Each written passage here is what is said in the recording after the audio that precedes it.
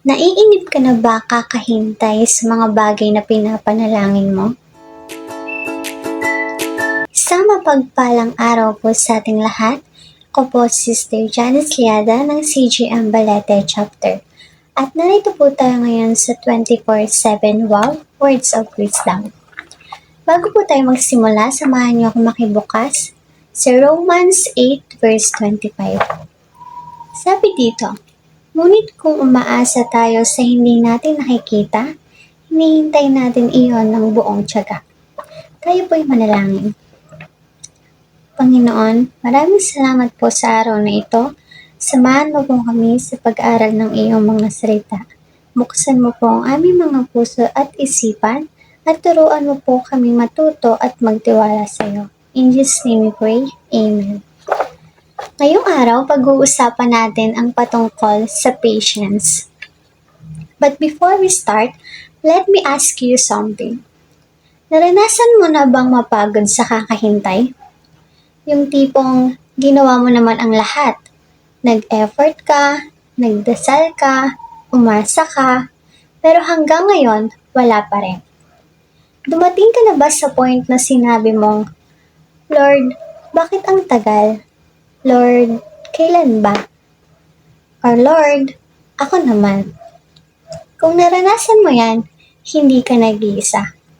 Because the truth is, lahat tayo may hinihintay. May hinihintay na pangarap, may hinihintay na sagot, or may hinihintay na breakthrough. Pero habang naghihintay tayo, doon tayo pinaka napapagod. Kasi we live in a world na puro instant. Isang click lang may pagkain na, isang message mo lang may sagot na. Kaya kapag ang buhay natin hindi instant, pakiramdam natin parang may mali. Pero ito ang totoo. Sabi dito, hindi minamadali ng Diyos ang mga bagay na mahalaga. Dahil ang patience ay hindi lang patungkol sa paghihintay. Sabi nga, patience is choosing to trust. Kahit gusto mo nang sumuko. Patience is staying. Kahit pagod ka na. And patience is believing. Kahit wala ka pang nakikita. Kaya ngayon, pag-uusapan natin ang tatlong katotohanan tungkol sa patience na pwedeng magbabago ng pananaw natin sa paghihintay. Una, patience teaches us to trust God's plan. Sabi sa Proverbs 3 verse 5-6, kayawi kang magtiwala buong puso at lubusan at huwag kang manangan sa sarili mong karunungan. Sa lahat ng iyong gawain, siya'y laging alalahanin upang ika'y patnubayan sa iyong mga tatahakin. Hindi sinabi dito na intindihin mo muna bago ka magtiwala. Ang sabi, magtiwala ka kahit hindi mo naiintindihan. Kasi aminin natin na gusto natin, kontrolado natin lahat. Gusto natin, alam na agad natin ang susunod. At gusto natin yung sigurado tayo. Pero ang buhay ay hindi ganon. Minsan, wala kang sagot. Minsan, walang kasiguraduhan. At minsan, wala kang kontrol. At doon tayo tinuturuan ng patience na magsabi na, Lord, hindi ko man gets, pero nagtitiwala ako. Pangalawa, patience protect us from making wrong decisions. Sabi sa Santiago 1 verse 4, at dapat kayong magpakatatag hanggang wakas upang kayo maging ganap at walang pagkukulang. Kapag naiinip ka, nagmamadali ka. At kapag nagmamadali ka, nagkakamali ka. Ilang beses ka na bang nagdesisyon dahil lang sa ayaw mo maghintay? Pumasok sa maling sitwasyon, pinilit ang hindi pa dapat, at sumuko kahit kaya pa naman. At sa huli, nagsisi ka rin. Sabi nga, patience protects you. Pinipigilan ka nitong pumasok sa maling pinto para maihanda ka sa tamang pinto. Sipin natin ang isang estudyante. Gusto niyang maging successful sa buhay. Pero kailangan niyang dumaan sa puyat, pagod, at failure.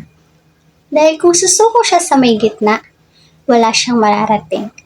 At ganun din po tayo. Pangatlo, God rewards those who patiently wait. Sabi sa Galatians 6:9, kaya huwag tayong magsawa sa paggawa ng mabuti. Pagdating ng takdang panahon, tayo ay aani kung hindi tayo magsasawa. Sabi dito, at the proper time. Hindi sa gusto mong oras, kundi sa tamang oras. At kapag dumating yon, mas maganda pa yon sa inaasahan mo. Kaya kung pagod ka na ngayon, kung pakiramdam mo walang nangyayari, at kung iniisip mo nang sumuko, wag muna. Minsan, ang delay ay hindi rejection, kundi direction. Minsan, ang waiting ay hindi punishment, kundi preparation. At minsan, ang katahimikan ng Diyos ay hindi kawalan ng sagot, kundi ginagawa na niya ang sagot.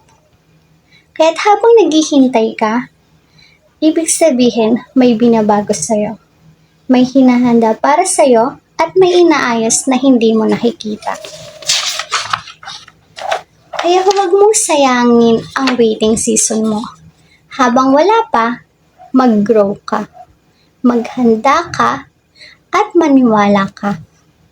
At tandaan mo ito, ang paghihintay ay hindi sayang kung meron ka namang natututunan. Kaya sa lahat po ng nakikinig ngayon, kung pagod ka na, kung gusto mo nang sumuko, huwag muna. Konting tiis pa, konting laban pa. Dahil minsan, isang hakbang ka na lang papunta sa breakthrough mo. At dadating din ang araw na masasabi mo rin na ngayon, naiintindihan ko na kung bakit kailangan kong maghintay. That's all for today. Thank you, and always remember that God's timing is never late. It's always on time. Muli, ako po si Sister Janice Liada na nagsasabing ang oras ay gamitin upang ang Diyos ay luwalhatiin. God bless us all.